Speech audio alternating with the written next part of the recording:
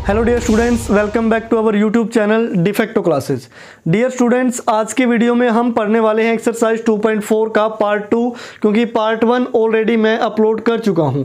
तो dear students, अगर आपको हमारी वीडियोस पसंद आती हैं तो वीडियोस को आप लाइक करके ज़रूर जाया करें, कमेंट में अपने रिव्यू दें और चैनल से अपडेटेड रहने के लिए चैनल को सब्सक्राइब करके बेल आइकन को प्रेस कर लें ताकि वीडियो डालते ही नोटिफिकेशन आप तक पहुँचे।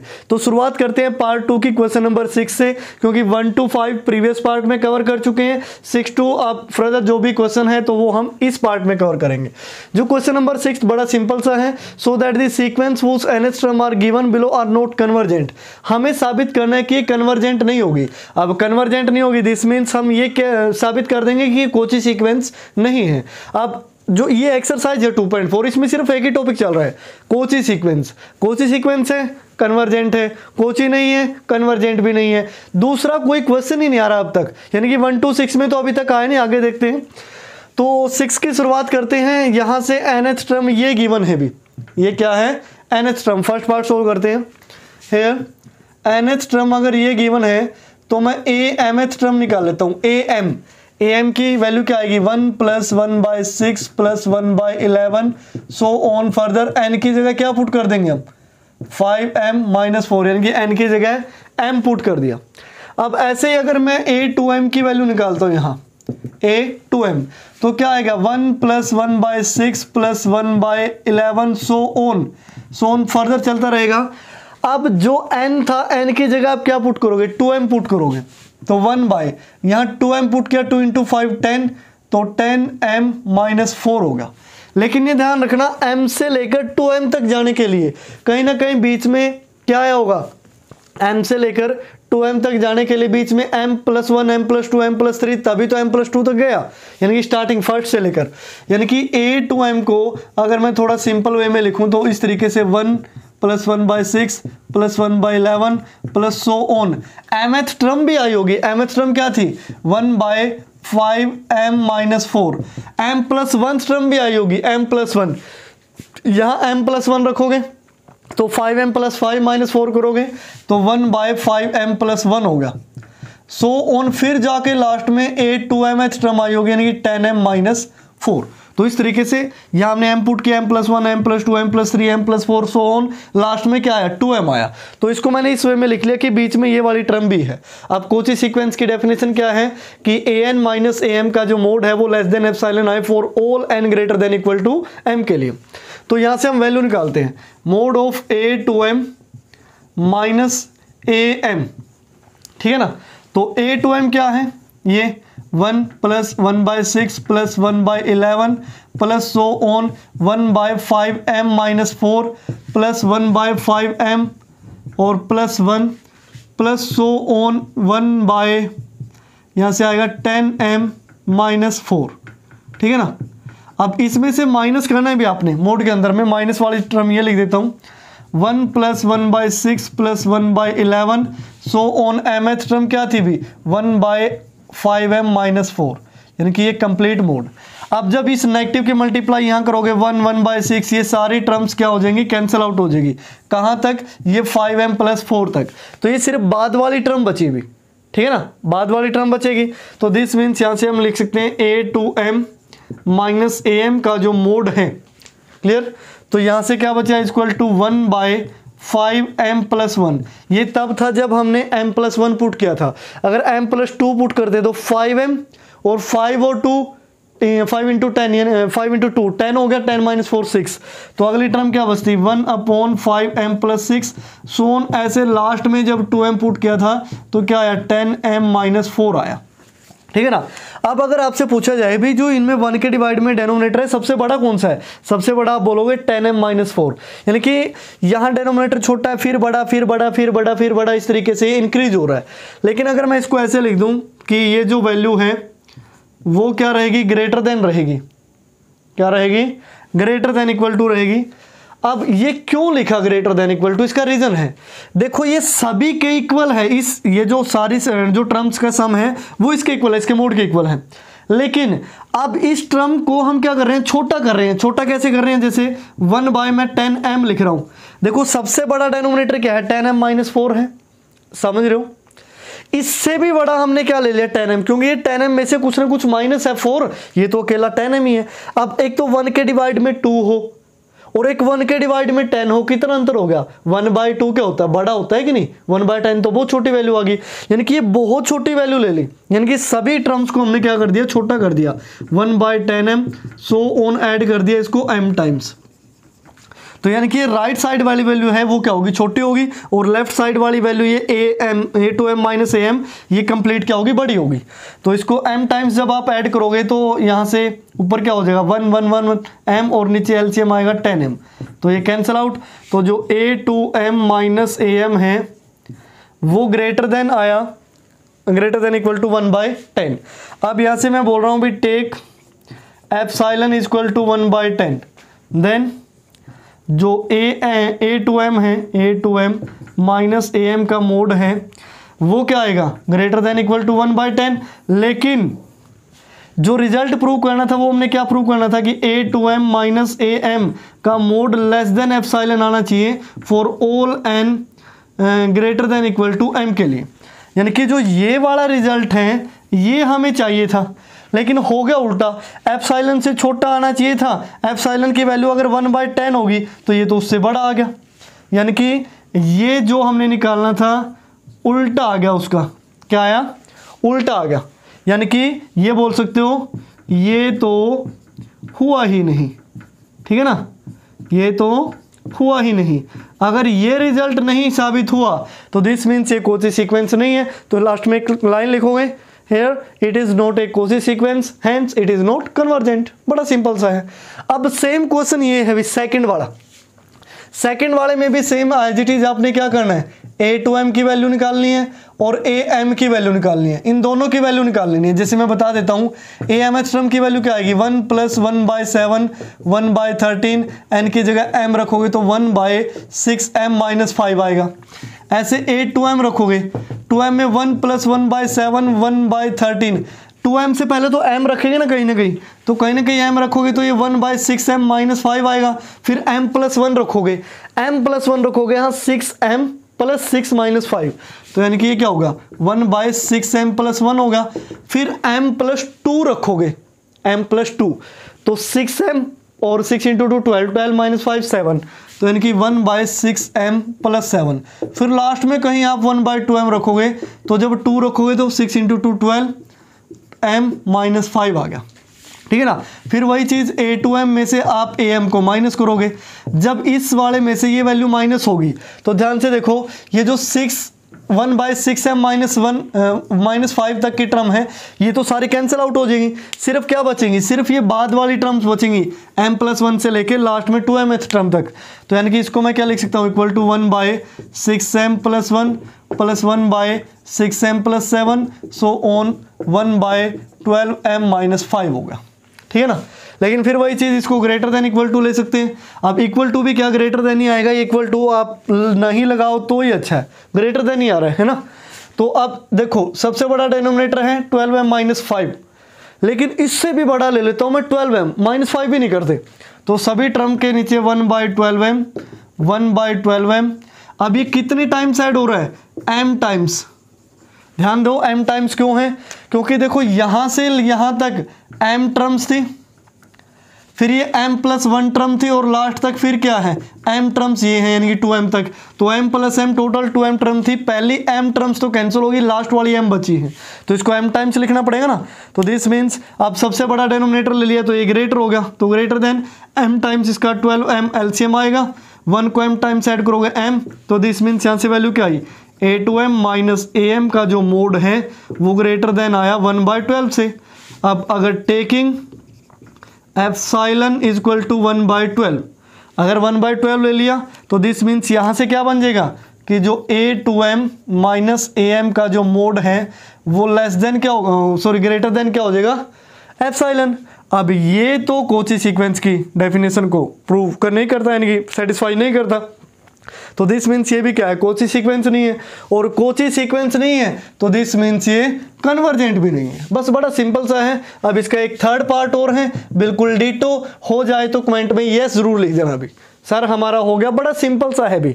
तो इन दोनों के कंसेप्ट एक जैसे थे, same as it is third के हैं। तो आप थर्ड को सोल्व करो और कमेंट बॉक्स में बताओ कि वो सोल्व हो गया नहीं। आप यस लिख देना, मैं समझ जाऊंगा कि आपका हो गया है।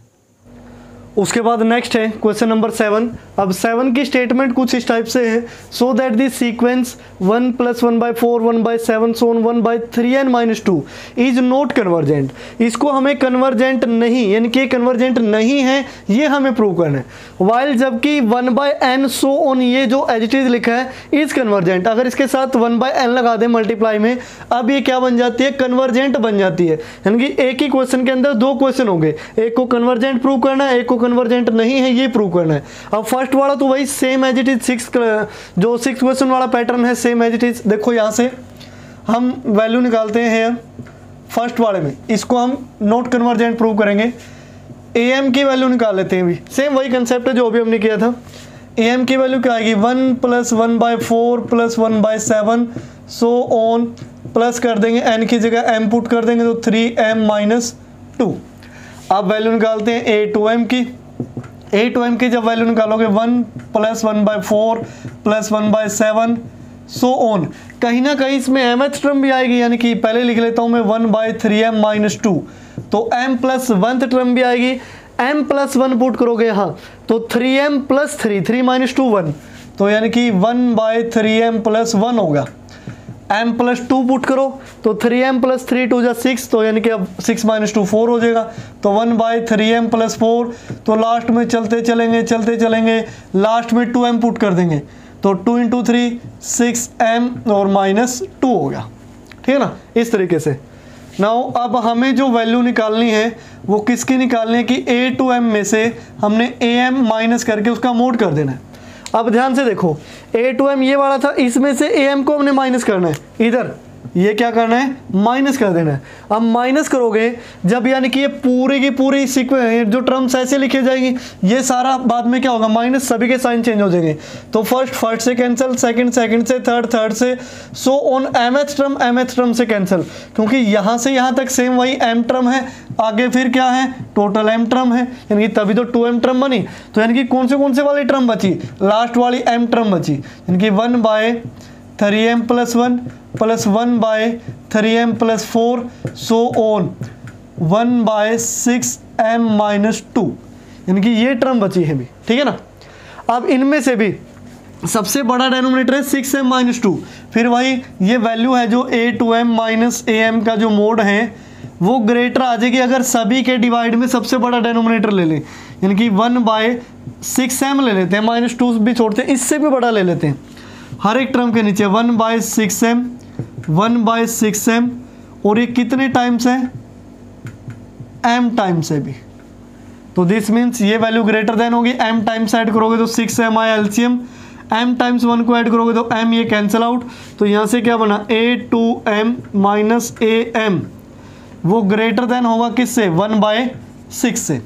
अब हम क्या करते हैं, taking epsilon is equal to 1/6, then जो ये a2m - am का जो मोड है, ये जो वैल्यू है वो क्या हो जाएगी, ग्रेटर देन एप्सिलॉन। सो हम क्या बोल देंगे, it is not a Kochi sequence. ठीक है ना, तो ये कोची सीक्वेंस नहीं है। अब अगर ये कोची सीक्वेंस नहीं है तो हम क्या लिख सकते हैं, hence it is not convergent, तो ये कन्वर्जेंट भी नहीं है। क्लियर। अब आते हैं सेकंड पे, भी इसको हमने कन्वर्जेंट प्रूव करना है। तो इसको कन्वर्जेंट प्रूव करने के लिए देखो ये दोनों एक जैसी दे रखी है, अंदर वाली बाहर वाली, इस तरीके से। ठीक है ना, जैसे घर वाली बाहर वाली होती है, ऐसे अंदर वाली बाहर वाली भी होती है। तो ये एक जैसी क्यों दे रखी है, ताकि हमें आइडिया हो जाए। अब कोई रीजन नहीं है ये, अगर इस दूसरे को कन्वर्जेंट प्रूव करवाना था अगले क्वेश्चन में भी तो दे सकता था, 7th का 8th बना के दे देता, हमें नेक्स्ट क्वेश्चन में ही करो, एक ही में क्यों डाल रखा है, कुछ ना कुछ तो रीजन है। तो हम यहाँ पे मान लेते हैं लेट कि जो an है उसकी वैल्यू है 1/3n-2, ये हमें आइडिया दे रहा है कि an आप ये लोगे। अब इसमें मैं क्या करता हूँ, लिमिट अप्लाई कर लेता हूँ, limit n tends to infinite an की वैल्यू निकालते हैं, जो किसके इक्वल होगी, limit n tends to infinite a n की वैल्यू क्या है 1/3n माइनस 2, एन की जगह इनफाइनाइट पुट करोगे तो 1/इनफाइनाइट कितना हो गया 0, यानी कि nth टर्म इनफाइनाइट 0 की तरफ जा रही है। अगर n को आप इनफाइनाइट तक अप्रोच करवाओगे तो ये 0 की तरफ कन्वर्ज हो रही है। अब यहाँ से हम यूज करते हैं कोची थ्योरम का result, using coaches first theorem, ठीक है ना। ये फर्स्ट थ्योरम हम यूज करते हैं। अभी फर्स्ट थ्योरम के अकॉर्डिंग क्या होता है कि अगर limit a n tends to क्या हो ए हो, तो this means limit n tends to infinity a1 plus a2 plus a3 on ऑन, लास्ट में लिख देते हैं ना डॉट डॉट लगा के, an/n, ये भी किसकी वैल्यू क्या होगी 0 होगी। और देखो इसमें n की जगह 1 पुट करो, 3 - 2 1, तो 1/1 क्या बना 1, तो यानी कि limit n tends to infinity put करोगे तो ये 1/n बाहर लगा लो, ये 1 बनेगा, फिर 2 पुट करोगे तो 3 × 6 - 2 4, तो 1/4, यानी कि सेम यही बन जाएगी 1/7 सो ऑन लास्ट तक, यानी कि 1/, ये जो भी बनेगी 3n - 2, ये पुट करते जाएंगे। n को इन्फिनिटी पुट करोगे दिस मीन्स ये भी किसको कन्वर्ट करेगी 0 को, तो अगर ये 0 कन्वर्ट कर रही है तो ऑब्वियस सी बात है कन्वर्जेंट है। तो इसमें कोची की फर्स्ट थ्योरम का रिजल्ट यूज़ किया। लेकिन ये आइडिया कहाँ से आया, ये इस सीक्वेंस ने हमने दिया जो पहले नोट कन्वर्जेंट प्रूव करवा रहा था। अब बोल रहा है 1/n से मल्टीप्लाई कर दो तो ये क्या हो जाएगी कन्वर्जेंट हो जाएगी। तो इस तरीके से 7th का फर्स्ट पार्ट है। अब आपने करना है 7th का सेकंड पार्ट, बिल्कुल ditto as it is same, एक जैसा आप जिसको बोलते हो, एक जैसा है भी वो भी इसी के जैसा है, एक जैसा और इसी के जैसा, बात एक ही है। तो 7th का सेकंड पार्ट आप सोल्व करो, हो जाए तो कमेंट में मुझे जरूर बता देना। उसके बाद नेक्स्ट है क्वेश्चन नंबर 8। अब क्वेश्चन नंबर 8 देखिए वो किस टाइप का है, कुछ अलग टाइप का क्वेश्चन है इस एक्सरसाइज में। अब अलग टाइप कैसे है वो देखिए, if an and bn are two Cauchy sequence then so that following are Cauchy sequence। तो इसके पहले 2 पार्ट मैंने लिख लिए, इनको हम सोल्व करेंगे। अब 2 सीक्वेंस दे दी Cauchy सीक्वेंस है, लेकिन बताया तक भी नहीं कौन सी है, बस नाम दे दिया an bn, जो मर्जी सपोज करो भी, है कि नहीं। तो इस वजह से थोड़ा सा अजीब है। तो अगर an और bn Cauchy सीक्वेंस है तो अगर उन दोनों को ऐड करके सीक्वेंस बनाए तो भी Cauchy होगी, सब्ट्रैक्ट करके बनाए तो भी Cauchy होगी।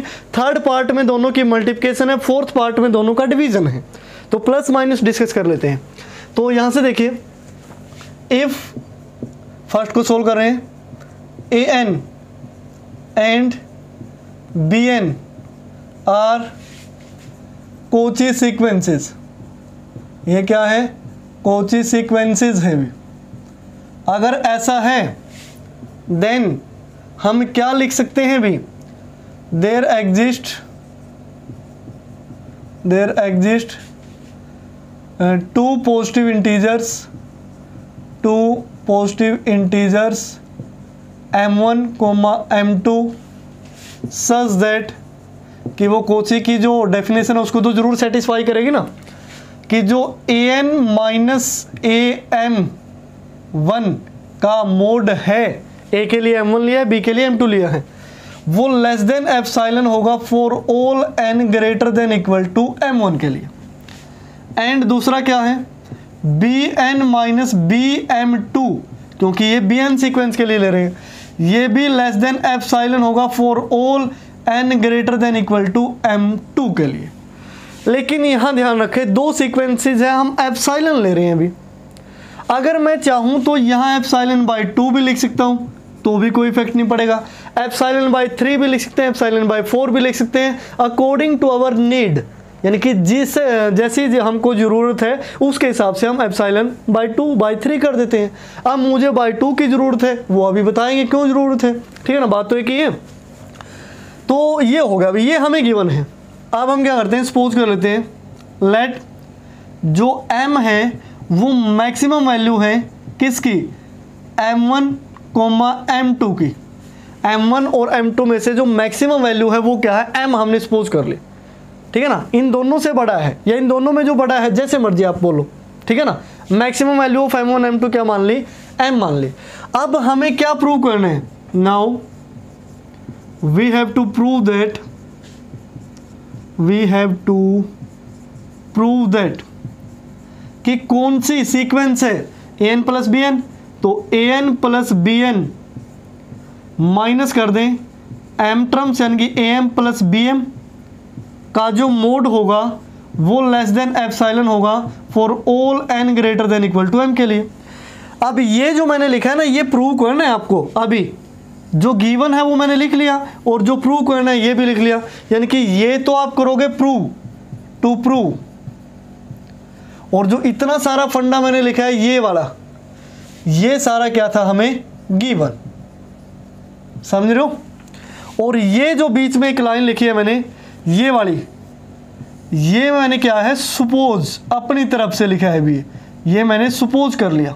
बिल्कुल हर एक स्टेप को अच्छी तरीके से समझा करो। तो अब अगर ये हमें प्रूव करना है तो इसकी हम वैल्यू निकाल लेते हैं। तो mod of a n plus b n minus a m plus b m का मोड, तो अब नेगेटिव साइन अंदर ले लेते हैं। तो इसको मैं क्या लिख सकता हूँ, mod of a n minus a m लिख सकता हूँ मैं, ए एन माइनस का ए एम इसके साथ लिख ले, बात तो एक ही अभी, और बी एन और ये माइनस का क्या होगा बी एन, तो प्लस में मैं लिख सकता हूँ b n minus b m का मोड। ये वैल्यू आई। अब दो वैल्यूज का प्लस करके मोड है, वो हमेशा लेस देन इक्वल टू होता है या फिर लेस देन होता है, जैसे मर्जी आप लिखो। अगर हम अलग अलग इसका मोड ले लें, यानी कि a n minus a m का mod plus b n minus b m का मोड, अलग अलग ले ले तो लेस देन इक्वल टू आ जाता है कि नहीं। अब उसके बाद जो ये वैल्यू है, ये रिजल्ट है, यानी कि a n minus a m plus b n minus b m का mod less than equal to आया। इसकी value a n minus a m, a n minus a m. अब देखो यहाँ m1 है, यहाँ m है, लेकिन m तो ऑलरेडी मैक्सिमम वैल्यू ले रखी है ना m1 m2 की। तो जब ये m1 के लिए सेटिस्फाई कर रहा है, दिस मीन्स ये जो दोनों कंडीशंस हैं सेटिस्फाइज फॉर m ऑल्सो, यानी कि ये m के लिए भी सेटिस्फाई करेंगी, क्योंकि m m1 और m2 से बड़ा ही है, छोटा नहीं है, समझ रहे हो। m जो है m1 और m2 से बड़ा है, क्योंकि कोची सीक्वेंस की डेफिनेशन क्या कहती थी, ए एन माइनस एम का मोड लेस देन एप्सिलॉन होना चाहिए, यानी कि कुछ टर्म की बाद की टर्म का अगर गैप देखें तो वो लेस देन क्या आए, एप्सिलॉन आए। अब मान लिया m के बाद वाली का हम गैप देख रहे हैं, लेकिन मैं तो बोल रहा हूँ जैसे m1 था यहाँ, m1 यहाँ है, मैं बोल रहा हूँ नहीं, इससे आगे एक और है m, इससे बड़ा, उसके बाद वाले का गैप देखो, अरे बात तो एक ही है। तो दिस मीन्स इसकी वैल्यू आप क्या लिख सकते हो, एप्सिलॉन बाई 2, इसकी वैल्यू क्या लिख सकते हो, एप्सिलॉन बाई 2। तो दिस मीन्स ये जो रिजल्ट है वो लेस देन इक्वल टू एक क्या प्रूव होगा, एप्सिलॉन। और अगर ये result less than epsilon prove हो गया, हेंस हम ये क्या कह सकते हैं कि जो ये फर्स्ट वाली है ये क्या हो जाएगी, कोची सीक्वेंस हो जाएगी। बस मेन मुद्दा ये था कि ये जो रिजल्ट बनाया वो लेस देन हमने क्या साबित कर दिया, एप्सिलॉन। बस यहाँ से आप एक चीज़ और लिख सकते हो, अगर आप एक्स्ट्रा में लिखना चाहें, कि जो a n minus a m का मोड है वो लेस देन क्या हो जाएगा, epsilon by 2 for all n greater than equal to m, क्योंकि m मैक्सिमम लिया है। और जो b n same as it is b n के लिए लिखोगे, b n minus b m का जो मोड है less than epsilon by 2 for all n greater than equal to m, यानी कि ये दोनों को सेटिस्फाई करेगा। बीच में ये पॉइंट यहाँ फिक्स कर देना, क्योंकि मेरे पास वो बोर्ड नहीं है डिजिटल, क्योंकि मैं इसको नीचे लेके जाऊँ इधर फिक्स करूँ, बीच समझना आपको ऐसे ही पड़ेगा। अब आते हैं सेकंड पे। सेकंड वाले में यहाँ तक का केस सिंपल है, देखो जो गिवन है, जो मैंने सपोज किया और ये रिजल्ट जो बना। अब जो प्रूव करना है वो बदल गया। यहाँ पे हमें क्या प्रूव करना है, we have to prove that कि जो a n minus b n nth term में से हम अगर इनकी एम एच टर्म घटाएं, a m minus b n, ठीक है ना, ये लेस देन एप्सिलॉन आए for all n greater than equal to m के लिए। तो यहाँ तक का मुद्दा तो सेम है। सपोज का ये टू प्रूव, ये नीचे वाला इसका अलग है उसका अलग है, तो हम इसकी वैल्यू निकालते हैं। इसकी वैल्यू जब हम निकालेंगे तो इसको लिखेंगे mod of a n minus b n minus a m minus b n. इसकी वैल्यू हमें निकाल, सॉरी बी एम है, बी ये था सही है, चलो ये तो ए एम था, a n minus b n, और यहाँ हो गया a m minus b n का मोड, ठीक है ना। इसकी वैल्यू बता देंगे। अब इसकी वैल्यू बतानी है तो इसको मैं थोड़ा सा सिंपल वे में लिख लेता हूँ, या फिर इसको डायरेक्टली मैं ऐसे लिख देता हूँ कि लेस देन इक्वल टू होगा, ये माइनस में है, अलग अलग करके मोड करें तो हम लिख सकते हैं ए एन माइनस का ए एम लिखें, ए एन माइनस का ए एम का मोड होगा ये। उसके बाद हम प्लस कर रहे हैं, क्या कर रहे हैं, प्लस, समझना ध्यान से। बी एन नेगेटिव है, नेगेटिव नेगेटिव क्या है, पॉजिटिव, यानी कि बी यहाँ एम है, एम है भी यहाँ, क्योंकि दोनों जगह एन नहीं हो सकता, एम एम एम एम, ठीक है। माइनर से मिस्टेक हो जाती है कई बार लिखते टाइम, तो इनका ध्यान रखा करो आप। तो ये जो बी एम है नेगेटिव नेगेटिव, ये पॉजिटिव हो गया और बी एन नेगेटिव हो गया, तो b m minus b n हो गया, उल्टा हो गया अभी। लेकिन होना क्या चाहिए था, b n minus b m होना चाहिए था, तो सीधा कर लेते हैं इसको। तो ये लेस देन इक्वल टू आएगा ए एन माइनस ए एम का मोड। अब ये मोड के अंदर है, अगर मैं आपको बोल रहा हूँ 2 - 3 का मोड निकालो, क्या बोलोगे, 1। फिर मैं बोल रहा नहीं ये नहीं करना था, 3 - 2 का मोड निकालो, तो भी क्या बोलोगे, 1। बात तो एक ही है। तो मोड में मैं क्या लिख सकता हूँ, b n minus b m का मोड। अब सेम वही चीज़, ये अभी मैंने रिजल्ट किसके इक्वल लिखा था, लेस देन एप्सिलॉन है, तो एप्सिलॉन बाई 2 लिख सकते हैं इसकी जगह भी एप्सिलॉन बाई 2 लिख सकते हैं। तो यहाँ से जो रिजल्ट बना वो क्या आया, mod of a n minus b n में से माइनस करें कि a m minus b m complete का mod less than equal to, दोनों को ऐड करोगे एप्सिलॉन आया for all n greater than equal to m, क्योंकि एम हमने क्या ली थी, मैक्सिमम वैल्यू ली थी दोनों की। तो ये प्रूव हो गया। दिस मीन्स ये जो सेकंड वाली है ये भी क्या होगी, कोची सीक्वेंस। तो यहाँ से 2 रिजल्ट हमारे डेफिनेटली पक्का हो गए भी, कि अगर 2 कोची सीक्वेंस हो ए एन और बी एन, तो दोनों को प्लस कर लो, दोनों को माइनस कर लो, वो रिजल्ट हमेशा क्या रहेगा, कोची सीक्वेंस रहेगा। अब इसका जो थर्ड पार्ट है उसमें इस तरीके से गिवन है, A N by B N है, बी यानी कि डिवाइड में है, या फोर्थ पार्ट में मल्टीप्लाई में है ए एन और ये जो बी एन है, ये एक साथ लगा देना, A N by B N, अलग अलग नहीं, इस तरीके से। या ये थर्ड हो सकता है, ये फोर्थ, जैसे मर्जी हो, बस 2 पार्ट आपके ये बचते हैं। तो एक मल्टीप्लाई वाला, एक डिवाइड वाला। बस इस क्वेश्चन ने जो हमें सिखाया है वो क्या है, देखो कि अगर 2 सीक्वेंस है, दोनों कोची हैं, तो दोनों को आप प्लस करो, दोनों को आप माइनस करो, दोनों को आप मल्टीप्लाई करो, दोनों को आप डिवाइड करो, तो उस पर भी घंटा फर्क नहीं पड़ता। सिंपल सा मीनिंग, उनका रिजल्ट भी क्या रहेगा, कोची सीक्वेंस रहेगा। क्लियर। तो डियर स्टूडेंट, इस तरीके से हमारा क्वेश्चन नंबर 8 हुआ कंप्लीट। उसके बाद इस एक्सरसाइज का एक क्वेश्चन और बचता है भी, क्वेश्चन नंबर 9।